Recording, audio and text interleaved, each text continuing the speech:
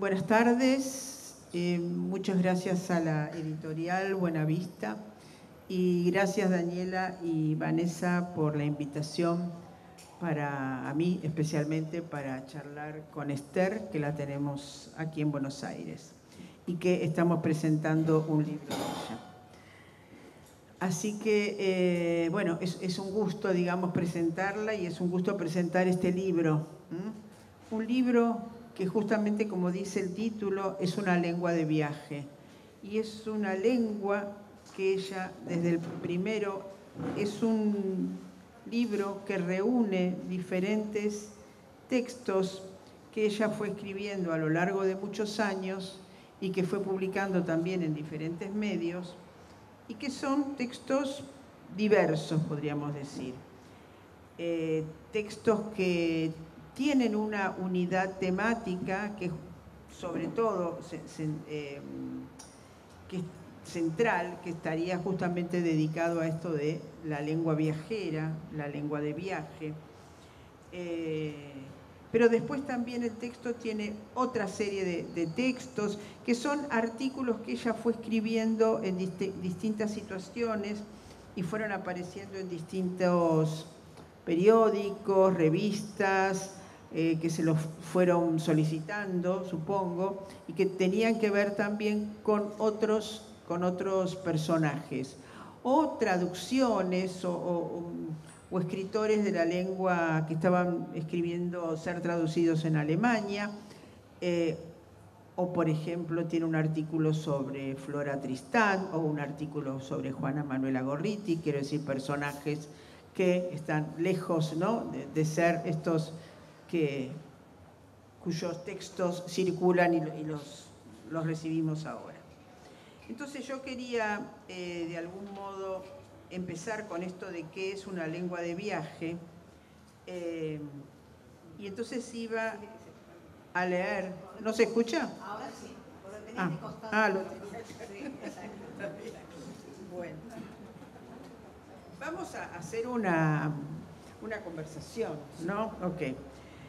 Pero ¿cómo empieza el libro, uno de los primeros textos? El primer texto, la lengua de viaje. Y ella dice, cuando la lengua se va de viaje, le pasa como a las personas. Algunas vuelven, otras no. Otras encuentran un lugar donde prefieren quedarse o de donde ya no pueden partir. Sea como fuere la decisión, siempre hay cambios.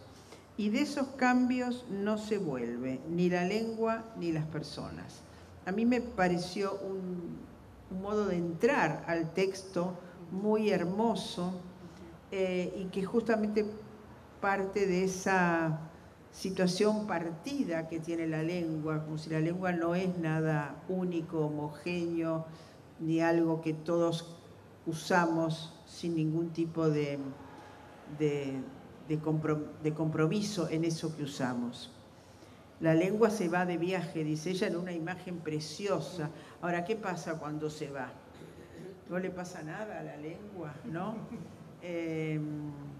Y la otra cosa que quería leer, y después te dejo la palabra justamente para hablar de esto, en otro momento dice, vivir en una lengua y escribir en otra. Hablar en lenguas. Escribir en lenguas. Lengua materna, ¿es la oral? ¿Y la lengua del padre la escrita? ¿No es acaso la lengua del padre la que escribe la ley? ¿La que fija lo social? ¿La que traduce lo literario? ¿Cuánta conciencia tiene la escritura de la lengua que le da vida? ¿Y qué pasa cuando la lengua implica, además de la madre, una bandera, una nación, un territorio donde no se puede vivir? Dirá después, ¿qué pasa entonces y cómo pasa aquello que pasa a quienes viven en otra lengua? ¿Adquieren otro cuerpo, otra organicidad? Bueno, las preguntas son muchas que ella se va haciendo a lo largo del libro. ¿Querés contarnos algo de toda esta experiencia con tu escritura, con este tema que decidiste hacer, con esto que estábamos leyendo? Sí, claro. Que no es el único libro dedicado a este tema, ¿no? Algo les cuento.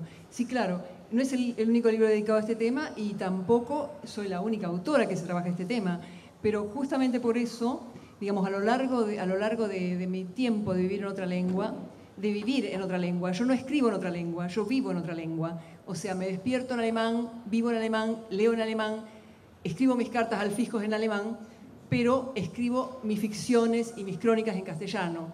Porque de eso es, eso es una... No es que sea una decisión voluntaria. Yo siempre conversaba esto con Norma el otro día.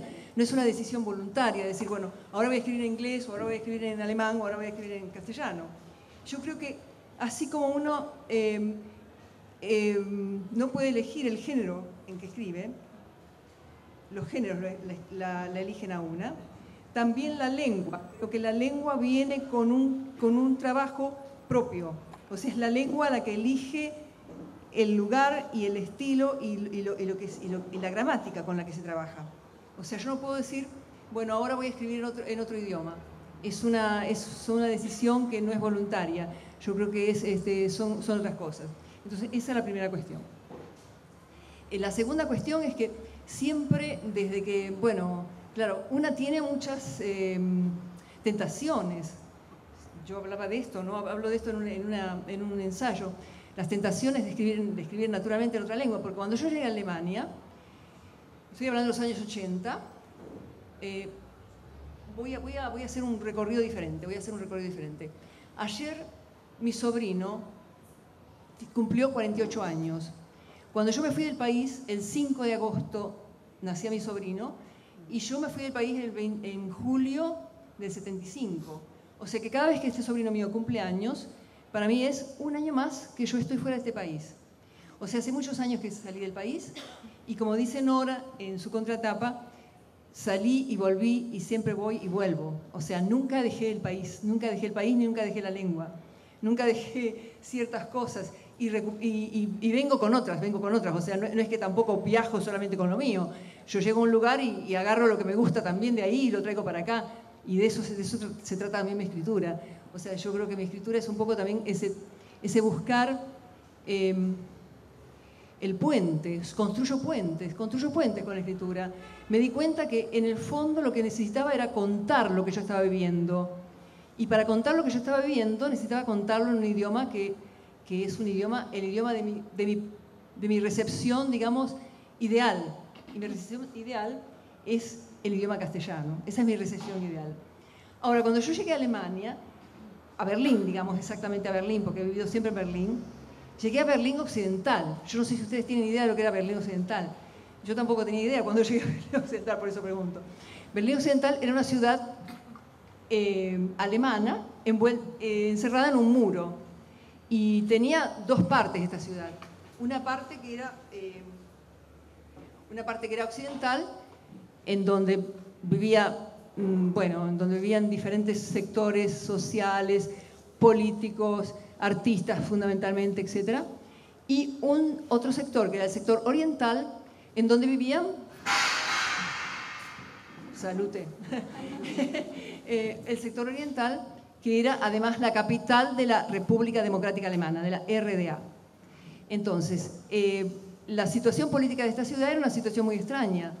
Yo vivía en una ciudad encerrada, y siempre que mis amigos me decían, pero vivís en una ciudad ocupada por militares, pero qué espanto. Y yo no me daba cuenta, porque en realidad no es que la ciudad, por supuesto, que estaba ocupada por militares, estaba dividida en cuatro sectores militares: franceses, ingleses, rusos y norteamericanos. Esos eran los sectores. El sector soviético era, por supuesto, el sector que era el Berlín Este, de la capital de la República Democrática Alemana. Y el otro sector donde yo vivía estaba repartido entre tres potencias militares. Muy poderoso esto, claro que era muy poderoso, pero nunca se veían estos militares. No era una presencia invasiva como los militares que uno conocía y que yo conocía en América Latina. Era una protección, entre comillas. O sea, nos protegían de... qué sé yo de las cosas que nos protegían, no sé, me imagino que nos protegían del comunismo, no sé, esas cosas. Pero bueno, uno no los veía, y eso es lo importante, una no los veía. Por lo menos no los veía durante el día, ni durante la noche, ni durante la tarde, nunca. A veces sí, cuando en Berlín hay una vida nocturna había siempre una vida nocturna muy importante, entonces a veces, qué sé yo, si estaba a las 5 de la mañana dando vueltas por la calle, Por ahí veías una patrulla norteamericana, no, pero no te decían nada, absolutamente nada, o sea, estaban ahí, estaban. Pero además de eso de estar, esta ciudad, era una especie de un gran gueto. Y en este gran gueto convivían todas las diversidades que hoy en día están, legitimadas en muchos lugares del mundo, en muchos lugares de Europa y en muchos lugares de Alemania. Pero en aquel momento todavía no estaban legitimadas, estoy hablando de los años 80. Y bueno, lo que había era muy poco, había muchos extranjeros, por supuesto, un 10% de extranjeros, que lo constituían fundamentalmente los de origen turco, griego, yugoslavos, algunos españoles, algunos italianos, y polacos, claro, también, y había muy pocos latinoamericanos, o sea, el idioma español no era un idioma que uno hablase en la calle, no, el idioma español era algo muy, muy secreto todavía. Se estudiaba en ciertas universidades, se estudiaba en ciertas escuelas, populares, como idioma para las vacaciones, los alemanes que iban a Canarias, pero no era un idioma que uno pudiese imaginarse, bueno, aquí puedo escribir en español, no. Entonces, escribir en español en Alemania en aquel momento era toda una decisión. ¿Para quién escribo? ¿Qué hago con esto? ¿Qué sé yo? Entonces, claro, uno tenía tentaciones de decir, bueno, ahora voy a escribir algo en alemán. Y bueno, y realmente lo hice. Hice varias cosas, por ejemplo, trabajé en la radio, porque mi ocupación fundamental fue durante mucho tiempo el periodismo cultural. Y entonces, cuando llegué a Alemania me di cuenta que podía escribir, por ejemplo, escribir para la radio. ¿Saben lo que es eso? Escribir para la radio es una cosa rarísima, ¿no? Bueno, se escribía para la radio aquí en los años de radioteatro, en los años 50, me imagino, 60. Pero ya no se escribe más para la radio. Pero en Alemania sí se sigue escribiendo para la radio. Se hacen obras de teatro para la radio, se hacen features, o sea, grandes reportajes para la radio, de 1 hora de duración, etc. Entonces, era una forma también de sobrevida. Y era una forma de sobrevida que muchos escritores alemanes la siguen utilizando. Por ejemplo, Heinrich Böll trabajó mucho para la radio. Muchos de sus cuentos, luego los radioteatralizaba. Y entonces, bueno, sobrevivía de eso. Es una forma muy bien pagado. Pero bueno, el tema es que para escribir para la radio yo siempre escribía en alemán. Pero escribir un trabajo en alemán significaba que yo tenía que, mi soberanía, yo no era soberana escribiendo en alemán, porque el alemán tiene muchas declinaciones. Es un gran tema las declinaciones. O sea, cuando yo digo el niño en castellano, en alemán es lo niño. Digo la chica en castellano y en alemán es lo chica. Extrañísimo, ¿no?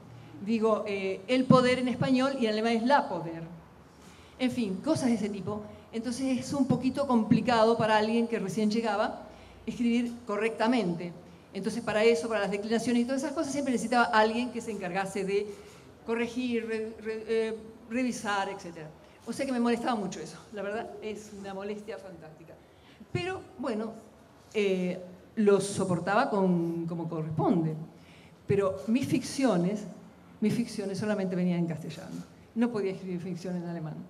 Inclusive cuando escribía mis crónicas, porque durante muchos años estuve escribiendo crónicas para los diarios y revistas latinoamericanas, pero escribía en castellano, porque yo quería contar lo que estaba viviendo, esta ciudad extraña, esta ciudad dividida, esta ciudad que sin embargo era tan libre, porque aunque estaba dividida y aunque estaba encerrada en un muro, era la ciudad más libre que yo había conocido.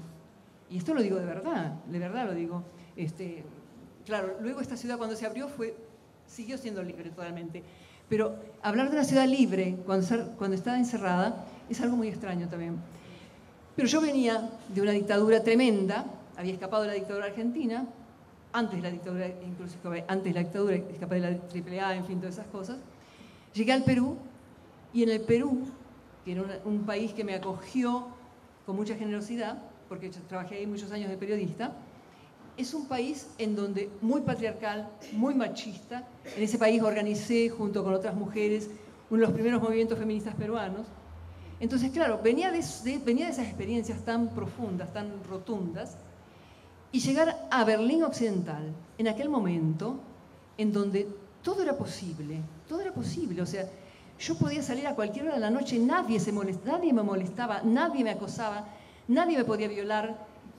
Era un sueño esto, y además vestida como me daba la gana, o desvestida como me daba la gana. Esto era una situación que era algo tipo una utopía impresionante. Y los jóvenes de aquella época, estoy hablando de los años 80, ocupaban casas, ocupaban viviendas justamente para construir lo que a nivel cotidiano, lo que uno suponía que podía ser la nueva sociedad. Porque ellos ya conocían lo que era el socialismo real y conocían lo que era el capitalismo tremendo, entonces buscaban la alternativa. Y estos jóvenes eran alternativos. Pero fue también un sueño que no duró mucho, porque esas cosas no duran mucho. Son siempre primaverales. Pero fue fantástico, porque bueno, cuando luego se desocuparon las casas, volvió el mundo como era el mundo, ¿no? Pero bueno, en ese laboratorio de experimentación, allí esta lengua naturalmente vivió cosas absolutamente interesantísimas, ¿no? Y bueno, muy, muy fundantes y muy dicientes. Y yo tenía que encontrar las formas de traducir esto para contarlo a mi mundo.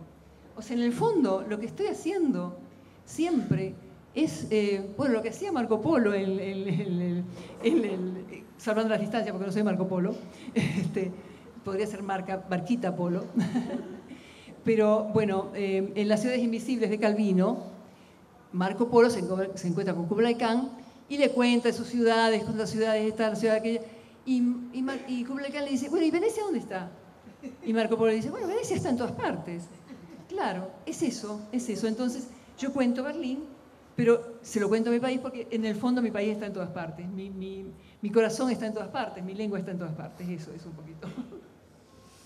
Y, por ejemplo, de acuerdo con esto que estás diciendo, con todo lo que venís diciendo, ¿pensabas, en qué lectores pensabas? O tal vez no en un principio, donde tal vez tuviste que sobrevivir, ¿no? Sobrevivir al exilio, sobrevivir a la lengua traducida, sobrevivir también a aprender esa lengua, ¿no? Hasta que la aprendiste a usar y hasta que te largaste a escribir más, supongo, ¿no? Ya te pensaste como escritora.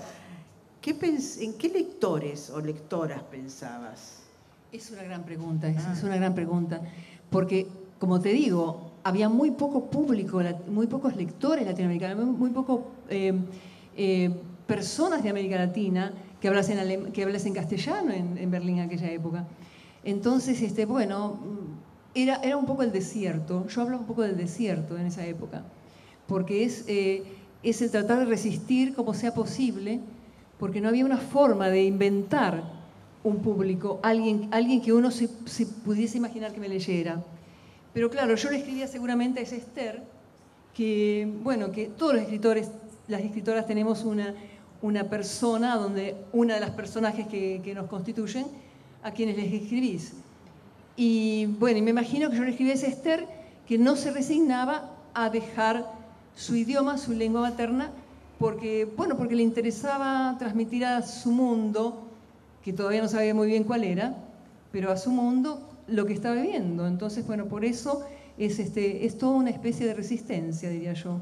Resistencia para que llegue el momento en donde, como por ejemplo este momento, es mucho más fácil escribir en español en cualquier parte, pero especialmente en Berlín es mucho más fácil, porque hay 3 librerías latinoamericanas, hay un instituto latinoamericano de la Universidad Libre, bueno, el instituto estaba ya en aquella época, hay un montón de guarderías infantiles bilingües, hay un montón de colegios secundarios bilingües, y digamos, el bilingüismo español-alemán no es algo extraño en este momento, es algo así como español-polaco, así como alemán-polaco, como alemán-inglés, etcétera, ¿no? Estoy hablando de una apertura de una sociedad que es muy abierta en cuanto a... Intenta ser muy abierta y muy plural en cuanto a los idiomas. Intenta, digo, porque también tienen sus cosas complicadas. Pero bueno, al margen de eso, digo, en este momento es mucho más fácil pensarse escribiendo el idioma que uno le da la gana. Inclusive hay una iniciativa literaria berlinesa que dice, ¿en qué idioma escribe Berlín? Escribimos en 60 idiomas. Acá somos por lo menos 60 escritores de diferentes países del mundo, de diferentes idiomas del mundo, que escriben en Alemania. Y si les da la gana, escriben en su propio idioma. Y si no, lo hacen traducir. Y si no, pero tienen siempre un espacio donde se puede encontrar lectores, donde se pueden encontrar auditores, en fin, eso, ¿no? Y eso es fantástico. Eso realmente es una sociedad plural, una sociedad plurilingüista, que realmente permite un enriquecimiento muy fuerte para todo, porque no es solamente, digamos, la traducción. La traducción, claro, es una gran posibilidad, naturalmente, siempre, y es una gran alternativa. pero también está justamente el hecho de poder llegar a un lugar y escuchar otras lenguas, otros idiomas, otros sonidos, otros matices. Y eso es fantástico, es realmente fantástico. Porque si no estamos acostumbrados solamente a este idioma, claro, como burocrático, en donde para que sea formal, para que sea fácil, para que sea práctico, entonces necesitamos hablar en una sola lengua, ¿no? ¡Qué espanto, qué espanto, qué espanto, qué pobreza! ¿No? Eso.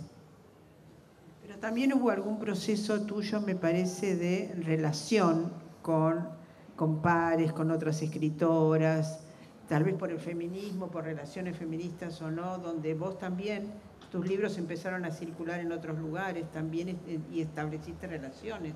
Totalmente, sí. ¿No? Sí, Eso. totalmente, totalmente. Eso fue desde el principio una búsqueda. Aparecieron otros lectores también. Exacto, eso fue desde el principio una búsqueda muy fuerte, muy necesaria. Yo estoy hablando de una época en donde todavía no había internet, donde escribíamos cartas. Entonces teníamos una red de escritores viviendo en Alemania y en Europa, escritores latinoamericanos, que yo, Luisa Futoransky, diferentes escritores, ahora no recuerdo todos los nombres, Teresa Ruiz Rosas, qué sé yo, muchos. Y bueno, nos escribíamos cartas, nos pasábamos textos por cartas.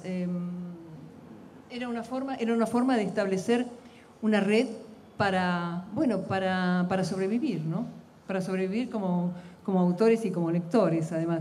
Pero también escribíamos a otras revistas de otras partes de América Latina, mandando nuestros textos, nuestras cosas, etcétera, ¿no? Eso sí. Ahora, claro, eso fue una posibilidad también, la de escribir justamente con los diferentes autores, ¿no? Y yo le decía a Esther cuando charlábamos el otro día, también acá en la Argentina está como la experiencia, porque ella viene a contarnos su experiencia de Argentina en Alemania, ¿no? Cómo hizo ella para vincularse con ese proceso de pensar, vivir, escribir en otra lengua, todas las preguntas y desafíos que tuvo que llevar adelante. Y también se da el contexto diferente, digamos, ¿no? Hay algunas escritoras argentinas que viven allá, que han vivido allá o que viven allá y que se leen acá y que también, digamos, o que publican en otra lengua pero viven acá. Hay muchos casos de eso y ha habido casos históricamente. Bueno, el nombre más reconocido que tiene un libro que se llama Vivir entre lenguas es Silvia Molloy, ¿no? O sea, una argentina que ha vivido en París y en Estados Unidos, que ha hecho su vida en los Estados Unidos y que escribió también en inglés y en castellano fundamentalmente, y que sus libros circulan acá. Otro caso notable en estos últimos años es el de Clara Obligado, otra argentina que se exilia en Europa, que se exilia en España y sacó un librito hace 2 años que se llama Una casa lejos de casa, y donde narra los problemas que tuvo para poder pensar en español y tener que estar todo el tiempo traduciendo ese español porque no era el argentino, ¿no? Es muy, muy interesante eso, como ahí también se han dado otros fenómenos. O Laura Alcoba, que escribe en francés, digo Laura Alcoba porque es bastante conocida y leída y ella no escribe en español, la traducen al español. Y hay casos, por ejemplo, de... yo saco con otras amigas una historia feminista de la literatura argentina, ¿no? que la está publicando una editorial cordobesa. Y Edubim se llama. Y allí una compañera recuperó textos de mujeres que escribían en la Argentina, en yiddish, en los años 30. O sea que siempre hubo algunas argentinas acá que también escribían en otro idioma. Delfina Bunge escribía en francés.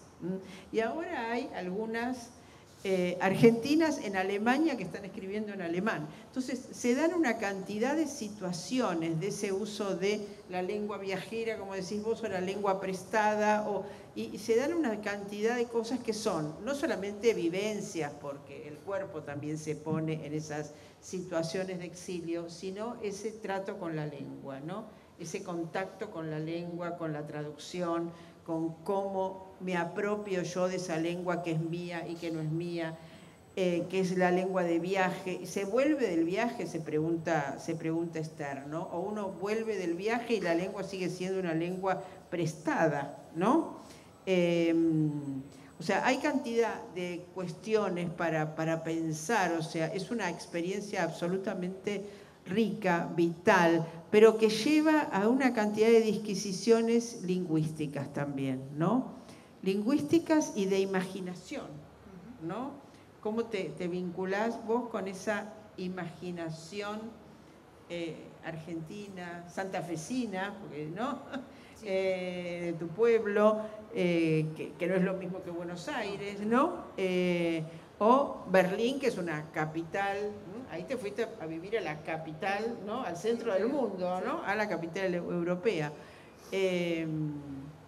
Bueno. Pero Berlín se convirtió en capital europea. Cuando yo fui, no era capital europea, era una capital alternativa, una capital de la locura todavía. Se convirtió en capital europea justamente porque yo la esperé. Bueno, y al cabo, lo que sí, cuando me preguntaba sobre dónde estaban las personas, los contactos, las redes que uno va haciendo, además de encontrar otros autores y autoras que también estaban en este viaje, una busca formas, autores y autoras que han hecho este viaje similar al de una, porque una busca sus símiles siempre. Y Flora Tristán para mí es uno de esos símiles. Flora Tristán es una autora francesa, una gran escritora, una gran luchadora, una gran feminista. Es la que justamente creó el eslogan Proletarios del mundo, uníos. Ella dijo proletarios y mujeres unidos. Proletarios y mujeres del mundo unidos. Porque para ella los proletarios y las mujeres eran lo último de una sociedad, pero si había algo más último de la sociedad eran las mujeres. Y ella trabajó sobre las mujeres. Y esto lo dijo 5 años de que Carlos Marx escribiera su manifiesto comunista. O sea que realmente el Carlitos también se inspiró en Flora por muchas razones, claro, porque era una gran luchadora y una mujer que recorrió el mundo buscando y criticando y en esos paseos, incluso lo denominaban paseos por Londres. Los paseos por Londres fueron una cosa... ¿Qué paseos? Era una monstruosidad, lo que eran paseos en el infierno, porque ella descubría justamente en esos paseos, fue a Londres para mostrar la terrible sometimiento de las trabajadoras en la sociedad industrial. En los años 1880, 1835, 1838. Imagínense lo que es esto. O sea, estamos en 1840, una cosa de loco. Bueno, y esta señora, Flora Tristán, se fue al Perú porque tenía un padre que había sido un noble peruano y que había muerto, y entonces le habría correspondido una herencia. Pero se fue al Perú en los años 1830, cuando tenía 33 años, se metió en un barco y se fue al Perú. Imagínense lo que es esto, cuánto tiempo, los vestidos, lo que significaba viajar en aquella época. Flora lo hizo y fue a Perú a buscar su herencia. Le fue pésimo, le fue mal, salió todo mal.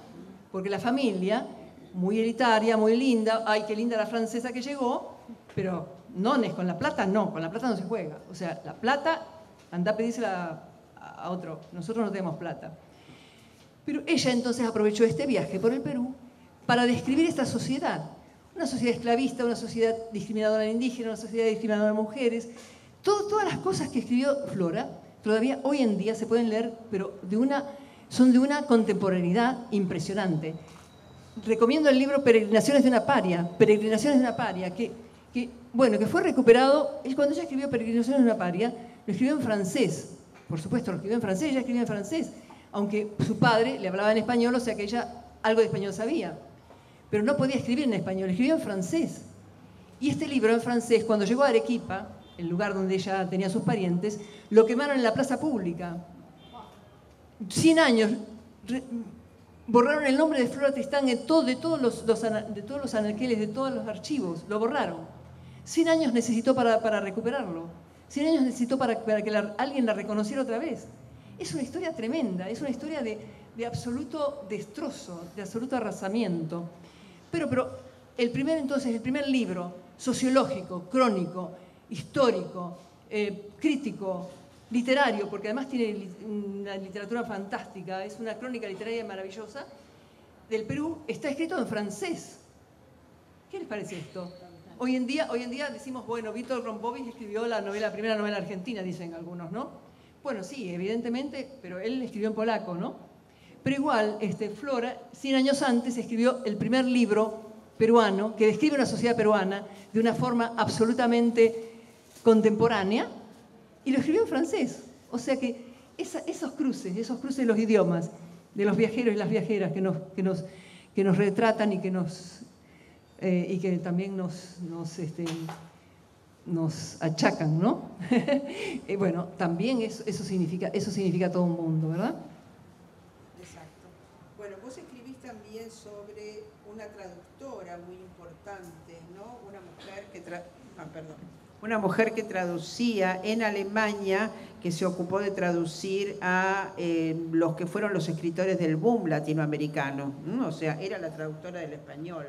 Y vos le dedicás también una semblanza a ella. Quiero decir, hay un ojo en Esther, en tratar de detectar algunas figuras que no son figuras, digamos, más oscuras en el sentido de que no se las reconoció abiertamente, sino no por otra razón oscuras, y que ella me parece que les da ese lugar, ¿no?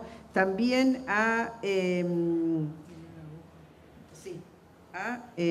¿cómo se llama? Elena Araujo, que es una de las... Elena Araujo, sí. Que es una de las primeras críticas feministas latinoamericanas, ¿no? Sí.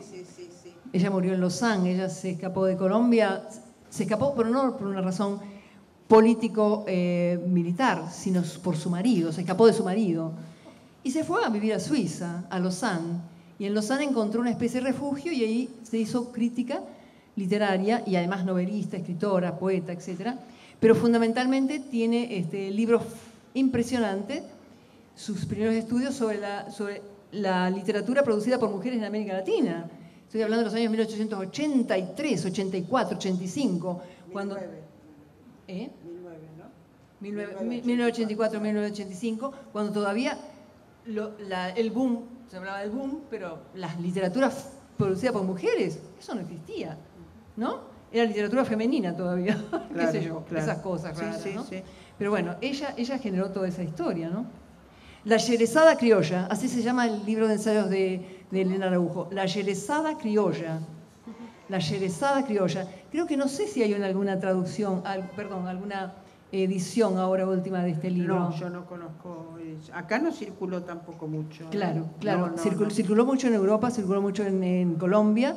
En México, Colombia, sí, pero acá no circuló demasiado. Pero bueno, por esos problemas terribles de circulación que ahora se están superando un poco, pero siempre hemos tenido una pésima circulación entre editoriales latinoamericanas. Claro. Y además pensemos, por ejemplo, hablando de circulación, si te puedo decir, la circulación de mis libros, por ejemplo. Mis libros son libros secretos en el fondo, porque por eso de alguna manera estos libros no se encuentran fácilmente. Hay que buscarlos en bibliotecas porque si no están en las editoriales, están fuera de catálogos, o si están en editoriales pequeñas y no circulan. En fin, todas esas cosas, pero no importa, seguimos resistiendo. Sí, esa es una de las palabras fundamentales, ¿no? Seguir resistiendo frente a los problemas de traducción, de circulación, sobre todo en países donde también en este momento acá es terrible el precio del papel. Entonces acá que exista esta feria de editores es realmente una maravilla, ¿no? Porque el esfuerzo que hay, el trabajo que hay detrás de todos ellos. Felicitaciones a Daniela y a Vanessa por eso, ¿no? Después esta otra mujer, esta otra poeta afroalemana. Sí, yo me acuerdo que cuando yo estaba traduciéndola, hablábamos con Hilda Rice y con María Negroni, y Hilda Rice me decía, pero vos te ocupás siempre de cosas rarísimas. Claro, porque si uno dice, voy a traducir poesía alemana, bueno, uno traduce Bachmann, grandes autoras, qué sé yo, blancas, etcétera, lo cual está muy bien también, porque no importa que sea. Pero bueno, yo dije, ¿por qué no esta escritora, que seguramente es un hecho absolutamente insólito? Cuando uno dice una afroalemana, a nadie se le ocurre que puede ser una poeta. ¿Qué es una afroalemana? ¿Hay afroalemanes? Claro que los hay, muchísimos. Y esta no solamente es una poeta, sino que es una excelentísima poeta, fue una gran poeta. Y su poesía es una poesía crítica, es una poesía rutilante, es una poesía brillante, de un idioma maravilloso, porque ella en realidad nació en Alemania. El color, la color, como decían los peruanos, la color, es lo que la definía. Porque claro, una negra, cuando la ven en la calle, bueno, ¿cuándo llegaste? ¿Cuánto tiempo te quedas? ¿Cuándo te vas? Es siempre alguien que no es de ahí. Pero sí, ella era de ahí. Y mucha gente, ahora estoy hablando de los años 80, cuando ella nació en los 60. O sea que fue una época difícil, porque había menos difusión de estas cosas. Pero ella fue una de las fundadoras, de las iniciadoras de la iniciativa de negros afroalemanes, en donde artistas, escritores, qué sé yo, diferentes personas de esta nacionalidad, de estas características, se reunieron para decir, acá estamos, existimos. ¿Cómo se llama ella? May Ayim. May Ayim. Ayim se escribe. May como mayo en inglés y Ayim. Ayim. Y bueno, y claro, ella fue educada en alemán, o sea que claro, entonces su idioma materno es alemán. Ella no habla africano, ni ganés, su padre era ganés, pero su mamá fue alemana. Y la dejaron en un orfelinato, claro, porque era negra. Entonces la crió una familia blanca y ella siempre decía, claro, cuando yo sea grande voy a ir al África y con mi familia y que todos le pregunten a los chicos, bueno, ¿por qué son ustedes así? ¿Por qué son blancos? Entonces van a sentir lo que yo siento cada vez que me preguntan a mí porque soy negra de una familia blanca, ¿no? Son cosas, Bueno, May Ayim fue una mujer extraordinaria y una poeta magnífica y por eso cuando ella se suicidó, yo vivía acá en Buenos Aires y bueno, y pensé que una forma de hacer una celebración de su vida y de su obra era traducirla al castellano, y es lo que hice. Y además de todos estos escritos, hay más trabajos, pero no vamos a... Hay trabajos sobre Sebald, hay trabajos sobre Juana Manuela Gorriti, supongo que son escritores que por distintas razones a Esther la tocaron y tuvo el impulso, la necesidad y el deseo de escribir sobre ellos, ¿no? Una manera también de dejar asentado esos gustos y esos intereses, ¿no? Claro, lo sentía como mis pares, ¿no? Claro. Mis pares.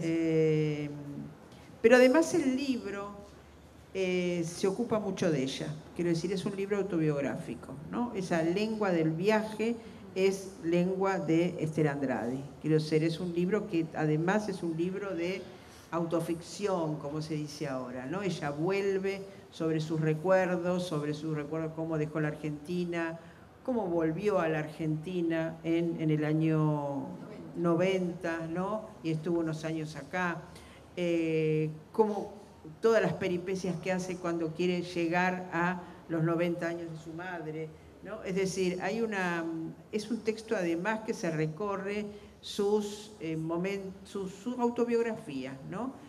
Pero es la autobiografía de una escritora, quiero decir, entonces donde lo que pesa también es esa pelea con la escritura para ver cómo dar cuenta de esas diferentes peripecias que te tocaron vivir y que querés contar, ¿no? ¿Quieren hacer alguna pregunta? Yo supongo que sí. Esther, ¿cuál es tu visión de la situación del feminismo en Alemania, tanto en lo literario como en lo político? Oh, ¿cuánto tiempo me das? ¿Cuántos días me das para esto? Bueno, no sé, te lo voy a decir con las palabras que me dijo Rita Segato. Yo vi a Rita, estuvo dando una conferencia en el año 2019, creo que estábamos ahí hablando con María Luisa y con María Gutiérrez. En el año 2019 estuve en la Freie Universität dando una conferencia Y luego conversamos con Rita, bueno, le hice una entrevista porque es una mujer extraordinaria para mí. Su pensamiento es muy luminoso y toda su postura me encanta. Y le digo, bueno, ¿y qué sentiste vos acá con la...? No, me dice, ¿pero qué están las mujeres acá? ¿Qué zombie es esto? Esto es un país de zombies, me dijo. Y en el fondo hay mucho de eso. Había mucho de eso, porque claro, cuando uno compara las movilizaciones masivas, maravillosas, multicolores, diversas de aquí, o de toda América Latina, del Ni Una Menos, por ejemplo, o de las luchas por el aborto, con las movilizaciones alemanas, es de una pobreza espantosa. Las movilizaciones alemanas de los últimos años, del último 8 de marzo, fue una maravilla, porque estuvo atravesada por todas las mujeres de todos los países del mundo que viven en Berlín. Entre ellas muchas de la Ni Una Menos fundada por las argentinas. Realmente es algo que está renovando. El feminismo está renovándose gracias a la potencia y la fuerza poderosa de las mujeres que vienen de estos países. Esto es algo que hay que tenerlo en cuenta. Tenemos una fuerza poderosa, una energía que es posible transmitirla también. No solamente las cosas buenas vienen de allá, al contrario. Lo bueno viene de acá, ahora para allá. La alimentación, esa nutrición poderosa, viene de acá, de estos países. Yo le escribía a mis amigas escritoras alemanas, le mandaba los videos de la lucha por el aborto. Me decía, esto no se ve acá. Claro, no se consigue en Alemania. No solamente no se consigue, sino que los medios de comunicación tampoco lo transmitían. Esto también es escandaloso. Siento como que hay una especie de pobreza también en la capacidad de entender qué es lo que está pasando, ¿no? Entonces, claro, los medios no se ocupan de esto. Y, claro, parecía como que yo transmitía cosas clandestinas, pero no, era una marcha, eran movilizaciones de millones de personas, o sea, que miles de personas, o sea, que no era nada clandestino, era algo poderosísimo. Bueno, esto es. Entonces, claro, a nivel de la escritura sí pasa mucho más, ¿eh? A nivel de la escritura pasa mucho más, hay cosas muy fuertes a nivel de la escritura de las mujeres, justamente porque Alemania es un país, aunque no lo crean, es un país donde existe un patriarcalismo fuerte. Hay un patriarcalismo fuerte, o sea, los hombres, los maridos, mi marido, por ejemplo, lava la ropa, suce la ropa solo, pero eso no es todo, ¿eh? Eso no es todo. Hay ciertas estructuras que son muy poderosas, muy fuertes, por ejemplo, la estructura universitaria, es una estructura paternalista formada por profesores fundamentalmente masculinos, y llegar allí como profesora femenina, como profesora mujer, es un trabajo, una fuerza muy, muy difícil, muy difícil. No es un paseo. Bueno, son sociedades muy estructuradas, muy cerradas también, con esquemas muy poderosos burocráticos, en donde hay un lenguaje que sencillamente te esquiva, te ningunea, para decirlo en una palabra concreta, te ignora. Vamos a dejar una pregunta a María Alicia y cerramos, lamentablemente, porque me dicen que tenemos que dejar la sala, ¿no? O algo así. María Alicia, así que vamos a conversar a la calle después. La verdad que es muy interesante la conversación, me gustó mucho. Y voy a hacer como un pequeño comentario para hacer una pregunta, en realidad. Esther me hizo un reportaje a mí en el 2018 a propósito de las luchas del aborto. Estaba en Berlín y habíamos hecho un pañuelazo en la puerta de Brandeburgo. Entonces mi pregunta es, si bien la lengua te elige, como vos decís, y tenés que escribir en tu lengua porque te elige y vos no la podés elegir, a mí también me interesaría preguntarte sobre si las condiciones materiales de vida no te eligen también. ¿Qué quiero decir? Vos me haces el reportaje a mí, hablamos del tema y escribís sobre el tema a propósito del pañuelazo grande que hicimos, de tu participación, que te acordás que armamos los pañuelos tirados en el pasto, o sea, de tu participación efectiva y material en la acción. Porque si no, ¿cómo se hace para vivir una vida y escribir otra vida, por decirlo de alguna manera? Bueno, claro. Sí, gracias por esta pregunta, pero en el fondo lo que yo escribo, es ficción, pero es una ficción en donde está toda mi vida también. Pongo el cuerpo en esta ficción. Pongo el cuerpo y la vida en la ficción. Esto es así. Bueno, no sé si esa es la respuesta. Gracias. Son estrategias de sobrevivencia también, sí, ¿no? Claro, ¿Qué claro. estrategia das para escribir en esta lengua? Cuando te piden un texto, ¿dónde lo podés escribir? Bueno, muchísimas gracias. Realmente estoy muy emocionada por este encuentro.